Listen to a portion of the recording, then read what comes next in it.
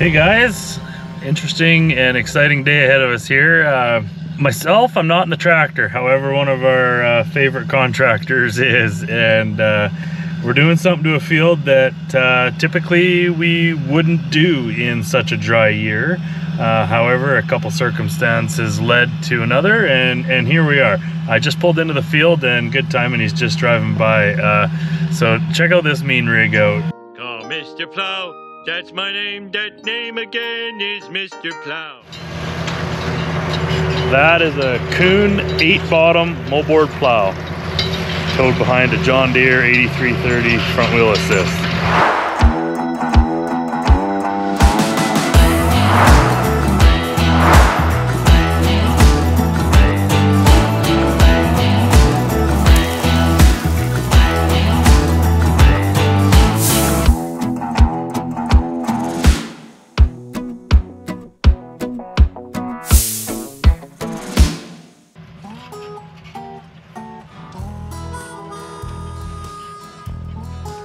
Oh, look at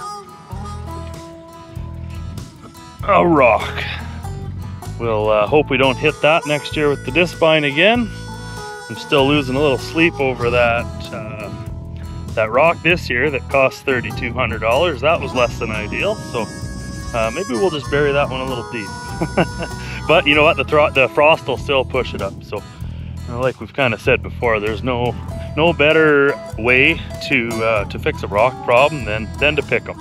Getting them off the field is the preference we have. A little more labor intensive, but I've said it before, there's always kids and people looking for some work. So typically heavy tillage like this isn't something we'd prefer to do in a drought. You know, places in Europe where they're blessed and thankful for a lot of water, plowing actually works quite well.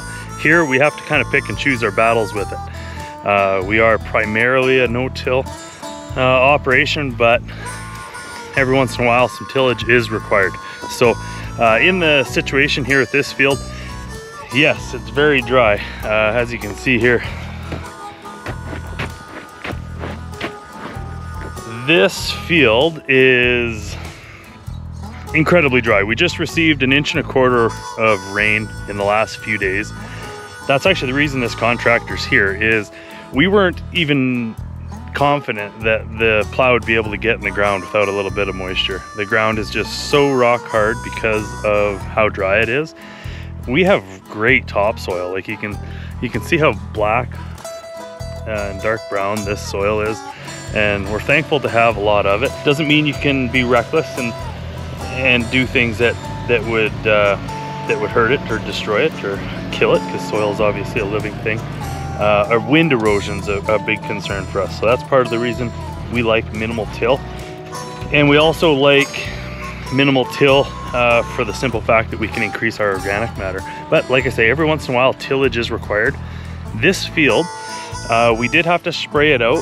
We've sprayed it out with a glyphosate, and the reason is all the grass has pretty well died off during the last 3 years of this drought, and it's turned into almost a straight alfalfa field. There's a little bit of brome grass, and that's it. This used to be a fantastic horse hay field. There was a pile of timothy in it, and it's all died off.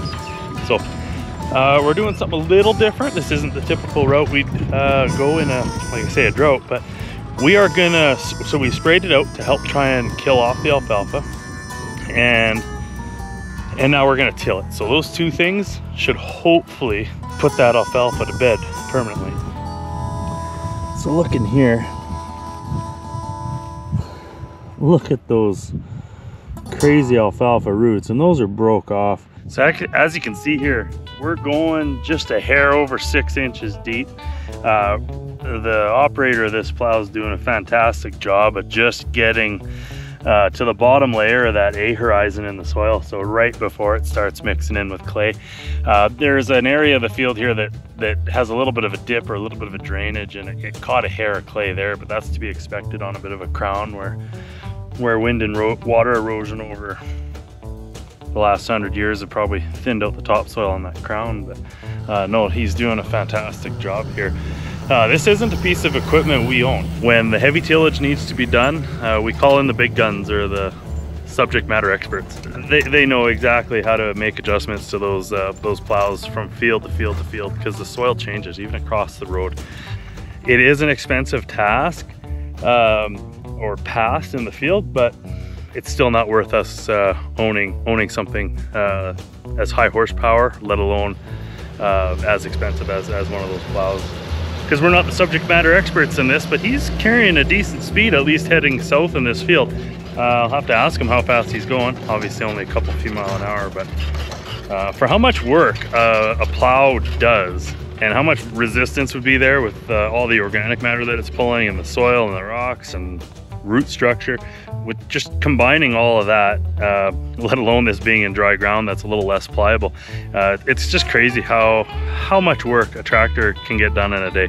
It's insane. Like, you can't help but think, you know, 150 years ago this was done with one bottom plow behind a horse, and you had to feed that horse, you had to give that horse brakes, and the operator was actually walking behind controlling that plow with a couple handles, and they weren't doing as deep or probably as clean of a job as this. So, you know, you think of 1 horsepower versus 350 here in this field. It's pretty crazy just what they can do in a day. Obviously, when this tractor here gets parked for the winter, you don't have to feed it, but maybe maintain it, change some oil. I guess that's feeding it, right?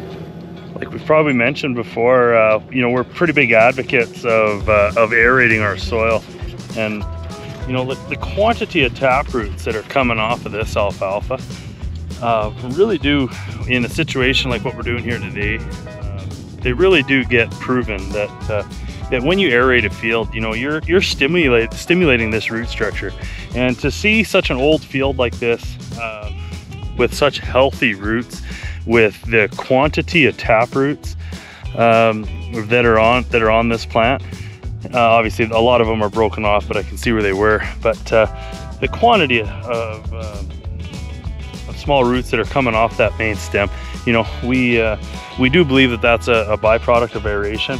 It's unfortunate to see us have to kill off this field. When the production's ground, you know, you're paying rent, or you're buying, or you're renting, or you're crop sharing land, you know, it has to pay the bills. And in some years like this year, that's all we're asking, is just to pay the bills. And it seems like we're in a 3-year stretch here, just trying to pay the bills. But again, can't give up. I got to keep your chin up, like that, something like that, maybe, I don't know. Keep your chin up and just keep working, because good things will happen.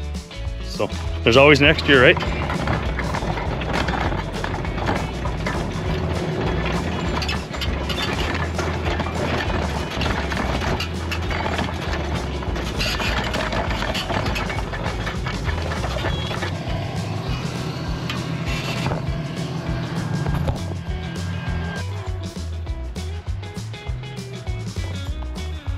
Well, how was that? Was that a bumpy ride or what?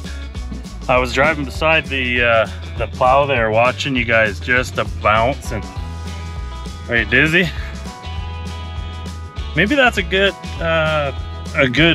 thing to test the stabilization in the new GoPro Hero 46 or whatever this thing is. If the stabilization could take out the jitters that you guys just experienced on that plow, that'd be impressive. But I'm no camera guy. Again, leave that for the subject matter experts. But anyway, my wife just called. I'm late for dinner. I've always told her she can call me any name she wants, but not late for dinner. And well, she did. So David is in trouble. Uh-oh. We're running late for a supper at a friend's place. She's waiting for me in the driveway. Have me in your thoughts.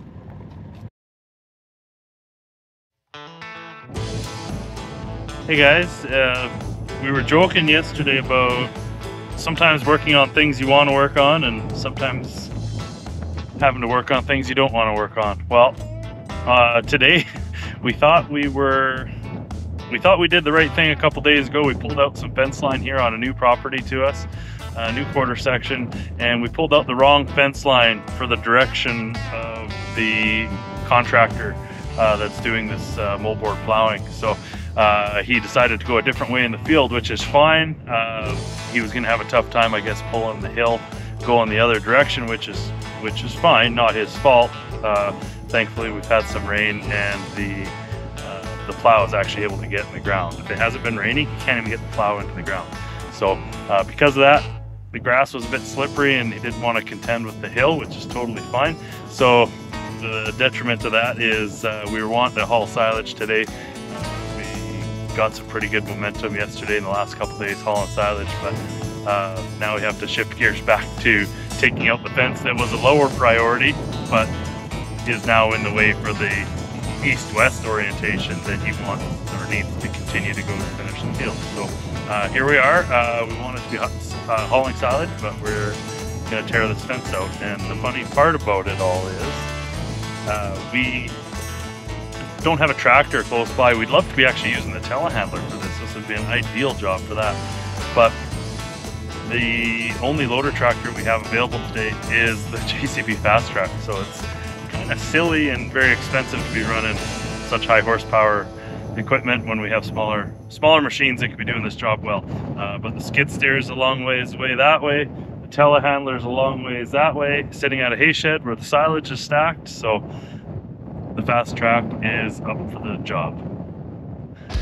Here we go. We got a stump in the back of the trailer from yesterday's festivities. And here we go.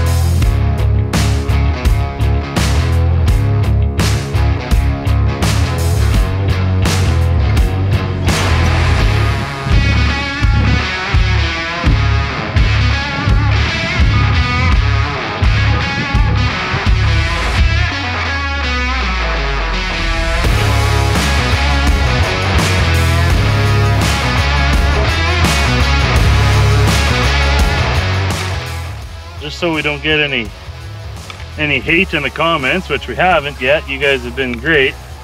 This is an old fence line. Like I say, this field has been in hay and pasture for at least 30 or 40 years.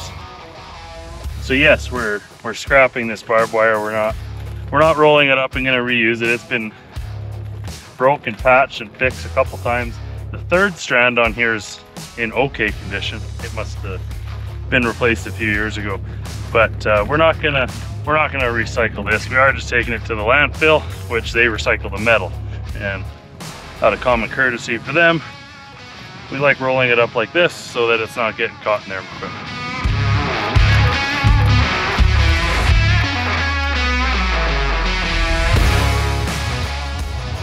Brought the JCB Fast Track for this, but so far it looks like there's only 4 or 5 posts we need to use the loader. So thankfully it rained and we can pull them out by hand.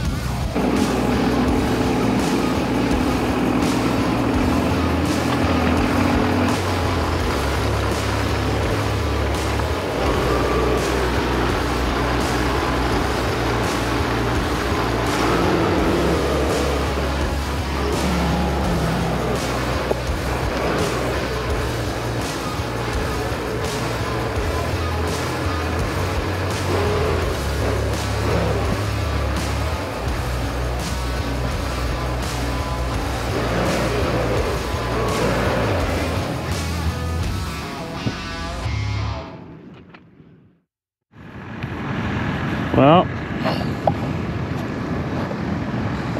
that hitching post has seen its last hitch. She gone.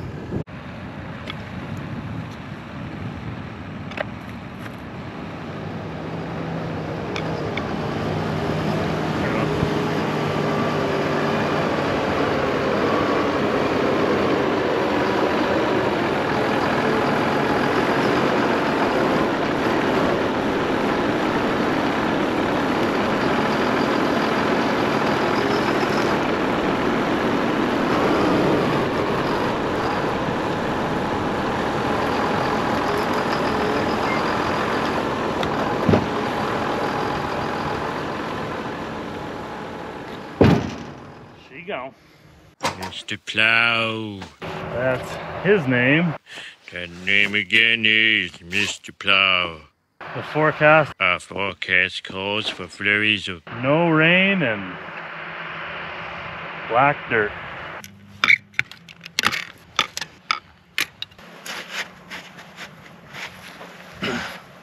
One last hurry.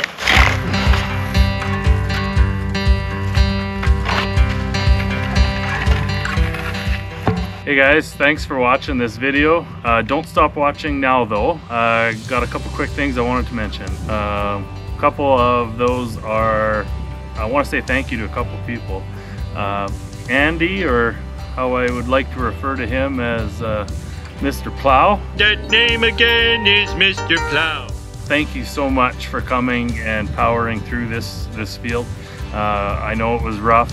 It's an old decrepit field, and we're looking forward to bringing it back, and this is the first step of that. So thank you very much for being here. I know you're busy. Thanks for coming. We appreciate that a lot. Second of all is, you guys might be starting to wonder behind the scenes who else is involved in the channel. I know I've said thanks to, generically speaking, some people. But, you know, just to make these couple videos lately happen and some of this work to happen. So you may be catching a glimpse of some of these people in videos. And it's not that we're excluding them. It's just we don't want to throw YouTube quite in everybody's faces yet. I'm obviously the front man on it, and you'll start to see more of these people in the future. But thank you very much, you guys, for being involved, and everyone else that helps out. My friend Kyle here came and gave up some of his Saturday. We pulled out a bunch of fence, and just when we thought we were doing the right thing, we ended up pulling the wrong fence for the direction the plow wanted to go when he first started off. So that was a Sunday night realization, and my dad stepped up to the plate, and we came out here in the dark on Sunday night to keep pulling out a different fence so that the plow could run east-west. So a couple little things and tribulations happen.